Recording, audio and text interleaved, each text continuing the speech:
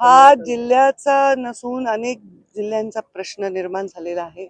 निश्चितच आपल्याला अपेक्षेपेक्षा जास्त पाऊस पडलाय आणि जणू काही ढगफुटी झाली अशी परिस्थिती निर्माण झालेली आहे।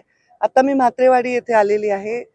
खरं तर आज दिवसभर इथल्या पूरग्रस्त किंवा पावसामुळे झालेल्या हानीला भेट देण्याचा माझा पहिले दौरा होता।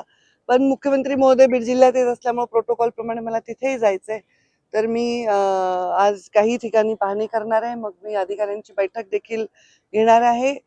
या अधिकाऱ्यांना सूचना दिलेल्या आहेत की सर्वांनी पंचनामे करावे। जे काही मी पाहते आता अधिकाऱ्यांनी पंचनामे देखील करायला सुरुवात केलेली आहे।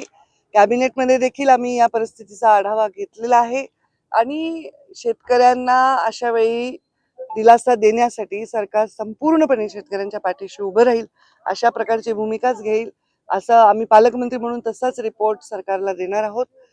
खूप अवघड परिस्थिती निर्माण झालेली आहे। कधी पाऊस नाही पडला, गेल्या अनेक दशकात इतका पाऊस पडलाय।